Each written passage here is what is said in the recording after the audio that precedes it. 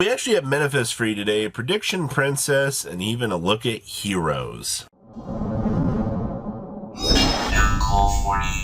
sure you guys smash the little crap out of that subscribe button so you guys don't miss out more awesome content. Metaphys has always been one of those very, very fun decks that players try to look at and try to challenge the meta. Now, this one actually is using true Draco support in it, and I actually didn't really think about that, actually. You've got support and spells and traps, and also Masterpiece gives you a boss monster to actually work with, and I think that that's actually something kind of worth it in the long run to think about here.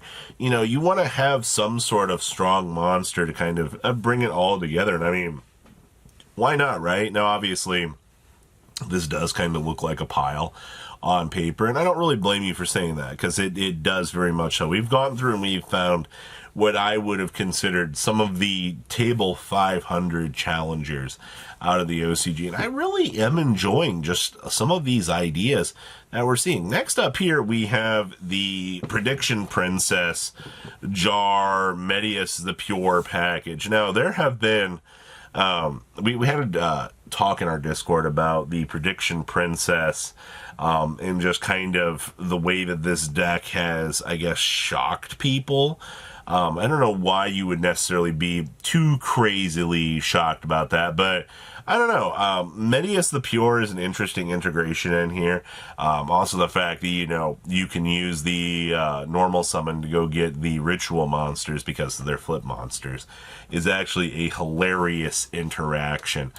This is also kind of the, what we call the Master Duel Special.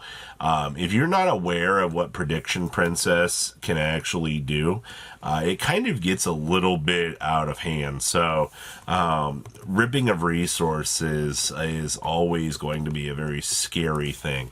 Next up here, we do have some heroes. Now, there's a lot going on with this list, first of all. You are going to notice Baseball Kid in here, which was one of the things that caught my attention. I was like, oh boy, we are going to try to do some very crazy shenanigans so that we can set up the pulling out of the trap card from the deck to get the chain material and the fusion gate up and running. And we've getting an Electrum up on the field, or actually getting to any of these hero monsters, is kind of what you want to see now. For years, chain material was always one of those hilarious cards that, people would try to execute and actually do crazy things with. So to see that, we have a hero list here that's actually trying to make use of this in a more competitive scene, yeah, man, you get my stamp of approval. I thought this was funny. Oh, boy. Chain burn. If you guys remember the heroic run that happened, what was it, a year or two back, we actually did see chain burn running across the floor in the OCG. And it was one of those runs that, everybody was clapping their hands for, because no matter how much we hated this deck back in the day, it is always going to be fondly remembered as kind of an exciting challenger. Now, remember, the TCG still has Chain Strike locked up at 1, so we don't exactly get to play this in the way that, you're looking here. I also do like the fact we are playing the Moonlit Chill in here as an actual little burn card as well. I mean, hey, getting to negate an opponent's card and burn them for some life points? Literally, say no more. Especially if your opponent doesn't know what they're playing against game 1, you just steal a free W. I'll take that. Next up is Cyber Dragons. Now, with all of this new Cyber Dragon support literally coming around the corner here, this list made me realize, shouldn't we be playing Illusion Gate in the main deck? Shouldn't we be wanting to try to make this deck into a consistent OTK machine and actually try to steal as many games as possible? That's kind of where I'm at here with the concepts of Cyber Dragon, and honestly, I kind of do want to test out Illusion Gate in this. The Future Fusions are supposed to be the new Future Fusions. I do think that's going to be an incredibly powerful game changer, man. Especially with the Cyber End down there also supposed to be the new Cyber End. It is really, really good. I got the chance to playtest the deck over the weekend, and it's really good.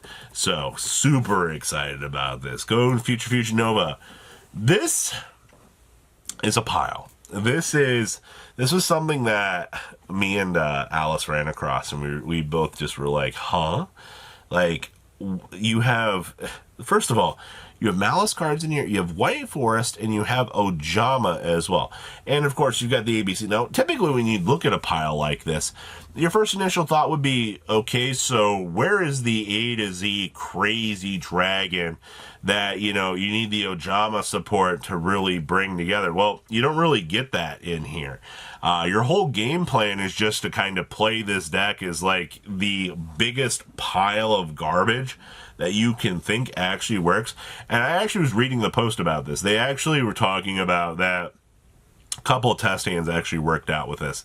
So I'm going to clap for it. Conceptually, we have a pile of garbage and it's actually working. Next up here, we have dinosaurs. This is kind of interesting, honestly. So we do have a couple of the normal monster interactions in here, along with Fiendsmith.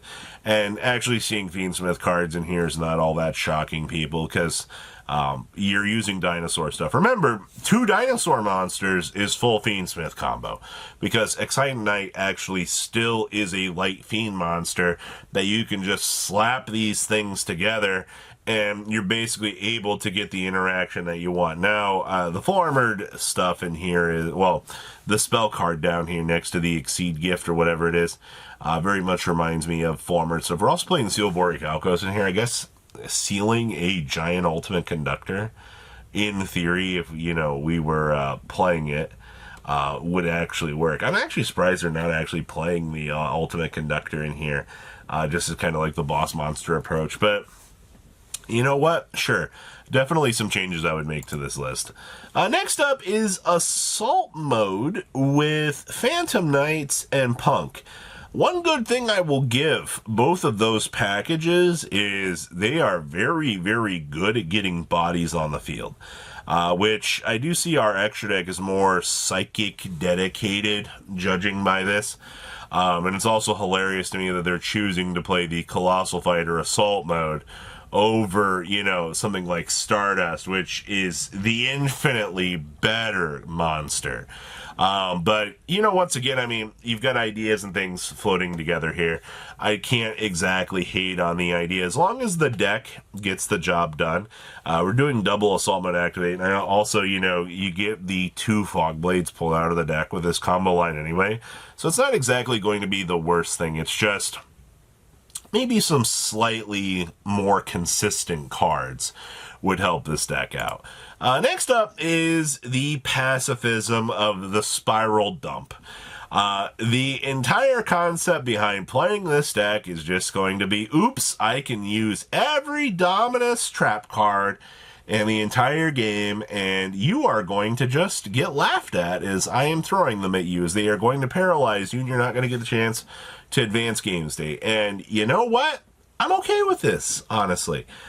This is the kind of 500 table Yu-Gi-Oh! That actually players do enjoy. And there is a solid game plan to this strategy. You've got to look at it that way. As long as the deck is able to definitely get some key pieces set up. You are playing a lot of draw power in this. I don't know how I feel about the triple desires in here. Because I feel like you're playing a very dangerous game with your deck compression really getting low there, and you need outs. Our last list here this is a hilarious version, basically wiping away all of your opponent's resources with the Earthbound Immortal. Now, is this going to be a consistent pile? Oh, probably not, man. Alright, I do appreciate the fact, though, with the EnneaCraft stuff being universally 0 scales, I don't think that that's something that people have really looked at in terms of exploring. You can still scale them up, and you can still get extra pieces with them. So, and, as far as I know, there's no restrictions on genericness with that. So, something to kind of think about. But what do you guys think about these lists? Please leave a comment down below. Tell me what you guys think. And I'll see your beautiful faces back here later today, guys. patrons. Thank you.